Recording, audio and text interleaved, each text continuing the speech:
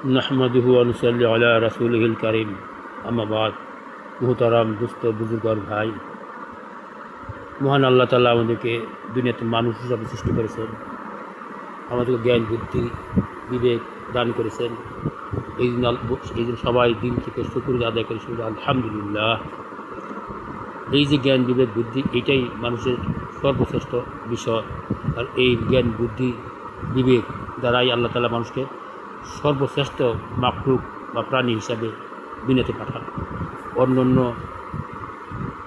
জীব জানোয়ার পশু পাখি এদেরকে বিবেক আর জ্ঞান দেন নাই যার ফলে দেখা যায় জন্ম থেকে সৃষ্টি জগতের জন্ম থেকে আজ পর্যন্ত কোনো জাতের প্রাণীর ভিতরে তাদের জীবন ব্যবস্থার কোনো পরিবর্তন নাই।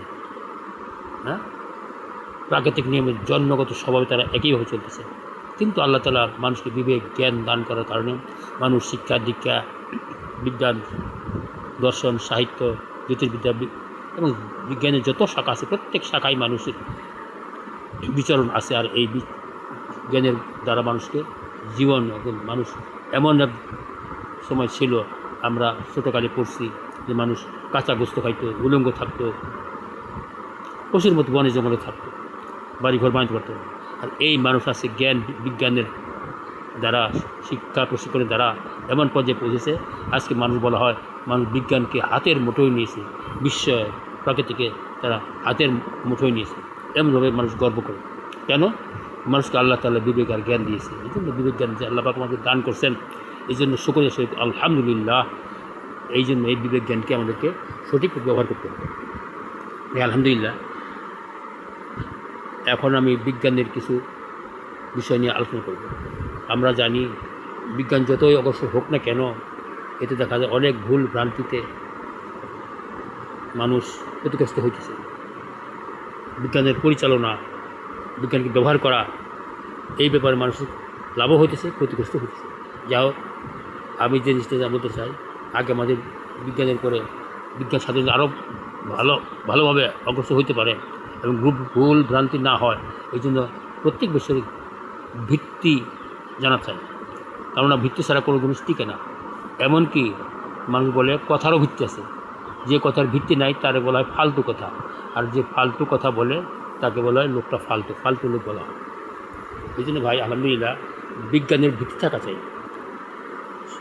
আমার জানা মতে 5টি বিষয়ের যদি ভিত্তি জানা থাকে তাহলে বিজ্ঞান সাধনা সহজ হবে এবং ভুল ভ্রান্তি কম হবে।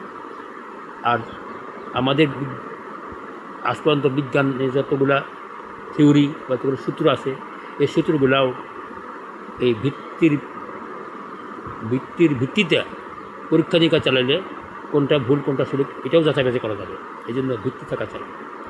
আর এই জন্য আমার জিজ্ঞাসা এই যে মহাবিশ্বের তথা পদার্থবিদ্যার মৌলিক ভিত্তি কয়টি ও কী কী, এটা আমার প্রথম জিজ্ঞাসা। দ্বিতীয় জিজ্ঞাসা হলো বিজ্ঞানের মৌলিক ভিত্তি কয়টি ও কী কী। পদার্থবিদ্যার মৌলিক ভিত্তি এবং বিজ্ঞানের মৌলিক ভিত্তি জানাই হলো বিজ্ঞান চর্চার আসল বিষয়। আর এই ভিত্তিগুলি জানা থাকলে অগ্রসর হওয়া সম্ভব। এরপরে আরও আছে যে শক্তির ভাণ্ডার কয় প্রকার ও কী কী, কারণ শক্তির দ্বারাই জগৎ চলতেছে। সব কাজকর্ম ক্রিয়া, এই শক্তির সংখ্যাও দেওয়া হয়েছে এইভাবে, কাজ করার সময় থেকে শক্তি বলা হয়। এই জন্য শক্তির ভাণ্ডার কয় প্রকার কী কী, এই যে শক্তির ভাণ্ডারকে আমাদের খুঁজে বাইর করতে হবে, কয় প্রকার কী কী। এইটা হলো আমার 3 নম্বর জিজ্ঞাসা। 4 নম্বর জিজ্ঞাসা হলো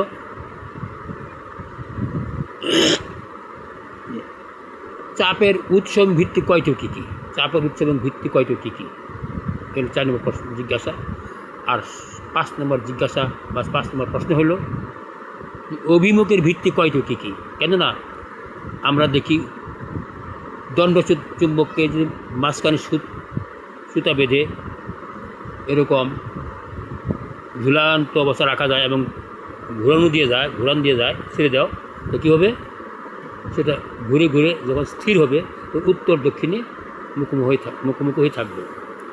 এটা যতবারই চেষ্টা করেন ততবারই সে উত্তর বৃত্তের মুখোমুখি থাকবে। এইটা একটা ভিত্তি, অর্থাৎ তার মুখোমুখি চুম্বক দণ্ডের মুখোমুখি উত্তর দক্ষিণের মুখোমুখি থাকার যে একটা ধর্ম, এটা তার সহজাত ধর্ম, এটা তার একটা ভিত্তি। এই জন্য প্রত্যেকটা বিষয়ের ভিত্তি থাকা চাই। এই জন্য অভিমুখের ভিত্তি কয়টাও কী কী, অভিমুখের মৌলিক ভিত্তি কয়টা কী কী, এই 5টি প্রশ্ন উত্তর জানা থাকলে আমাদের বিজ্ঞানের চর্চা সহজ হবে এবং ভুল ভ্রান্তি কম হবে, এবং যে সমস্ত ভুল ভ্রান্তি আছে এটা সংশোধন করাও সহজ হবে। যেমন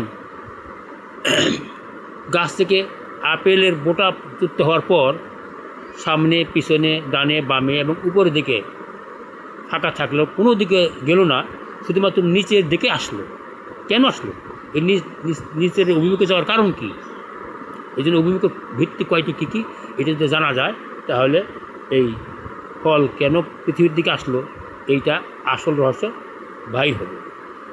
বিজ্ঞানী নিউটন বলছেন পৃথিবীর সকলকে টানে, এই জন্য পৃথিবীর ভর বেশি, ফলের ভর কম, এই জন্য পৃথিবীর টান বেশি, এই জন্য পৃথিবীর দিকে আসছে। এটাকে তিনি এইভাবে শুধু শেষ করেন নাই, এরপরে আবার তিনি এটা ব্যাখ্যা করেন এইভাবে, না শুধু পৃথিবী টানে তা না, বরং প্রত্যেক বস্তু বা বস্তুগণে একে অপরকে আকর্ষণ করবার টানে। এটা এই জন্য টানে কি টানে না, এটা এই জন্য ফল কোন দিকে কেন আসলো এইটা অভিমুখের ভিত্তি যদি জানা থাকে তাহলে এটা সঠিক হবে। আর অভিমুখের ভিত্তি জানা না, অভিমুখের মৌলিক ভিত্তি না জানার কারণে এটা আমরা অনুমানে করতেছি যে পৃথিবী যেহেতু অন্যদিকে গেল না, সাথে পৃথিবীর দিকে আসলো, তাই নিশ্চয়ই পৃথিবী টানে। এটা একটা ধারণা, কল্পনা এবং যুক্তি। আর এটাকে বিজ্ঞান গণিতের দ্বারা, গণনার দ্বারা, অঙ্কের দ্বারা, ক্যালকুলাস দ্বারা এটাকে প্রমাণ করা হয়েছে, যদি মানদণ্ড ধরে, মনে করি মানদণ্ড ধরে। এই জন্য এটা বলবে আপনারা হয়তো শুনে থাকবেন বিভিন্ন প্রচার মাধ্যমে, বিভিন্ন ফেসবুক, ইউটিউব এবং বিভিন্ন টেলিভিশন চ্যানেলে কয়েক মাস আগে আমি মোহাম্মদ আফসার আলী এরকম বিজ্ঞানের বিষয়ে, অর্থাৎ জ্বালানি ছাড়া, তাপ শক্তি ছাড়া, বিদ্যুৎ ছাড়া কীভাবে যান্ত্রিক উৎপন্ন করা যায়, অর্থাৎ স্বয়ংক্রিয় যান্ত্রিক উৎপন্ন করা যায় এই নিয়ে চেষ্টা করতেছে। আর এইটা বিভিন্ন প্রচার মাধ্যমে এরকম প্রচার হয়েছে, এমনকি ইউটিউব, ফেসবুক ইত্যাদিতেও আপনারা দেখছেন। আর ওখানে আমি বলছি বিজ্ঞানী নিউটনের মহাকর্ষসূত্র সম্পূর্ণটা কাল্পনিক, ভুল, এটি সত্যের কোনো অংশই নয়।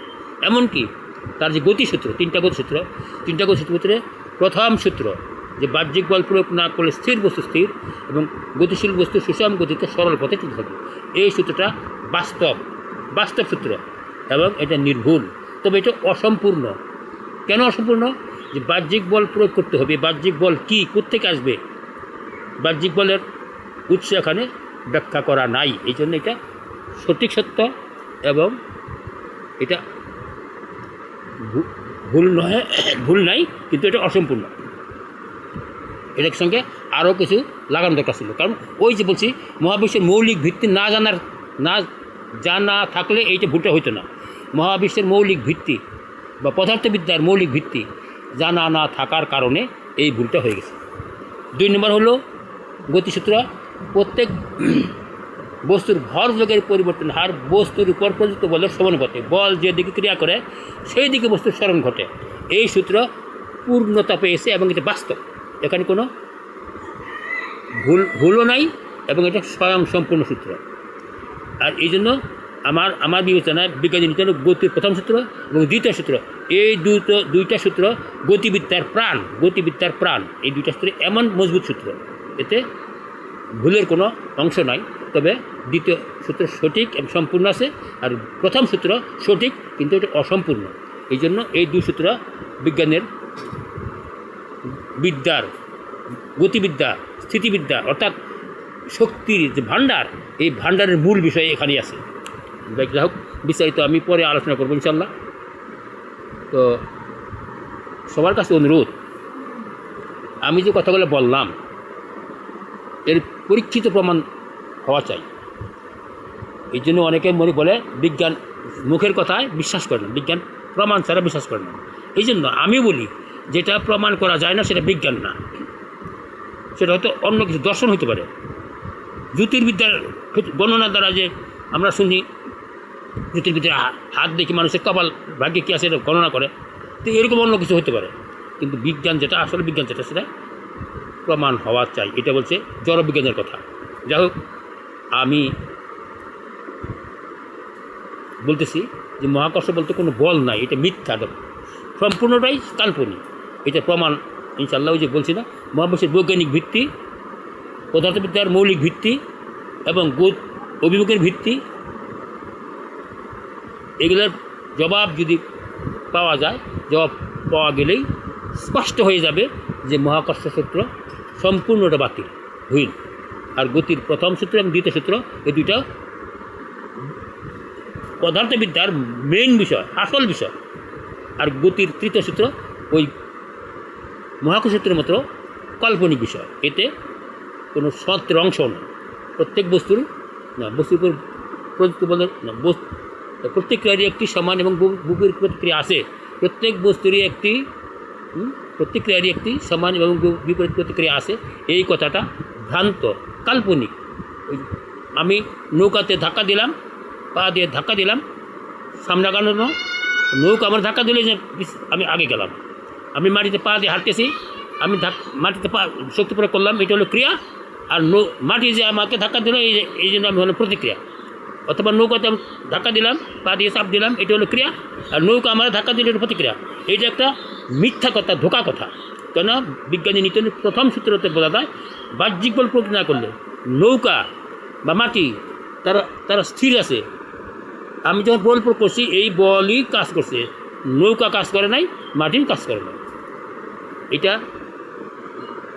বাস্তব জিনিস প্রমাণ হবে যখন আমি বলবো যে 5টি সমস্যা, এই 5টি সমস্যা সমাধান অবশ্যই ইনশাল্লাহ লাগবে। আর আমি এটা প্রস্তুতি করছি, যেহেতু আমি অশিক্ষিত এবং নিরীহ, অর্থনৈতিকভাবে দুর্বল, এই যে নিজে পরীক্ষা প্রমাণ দেখাইতে পারতেছি না, এই জন্য সরকারিভাবে অথবা যে কোনোভাবে হোক যদি সুযোগ সৃষ্টি হয়, সুযোগ দেওয়া হয়, আমি ইনশাল্লাহ অবশ্যই এটার প্রমাণ দেখাবো যে আমি যা বলতেছি এটা সঠিক হওয়ার সম্ভাবনা বেশি। তবে আমার কথা বিশ্বাস করা, শোনাশুনি, বলি দেখা দেখি বিশ্বাস করার যোগ্য না, এটা হবে না।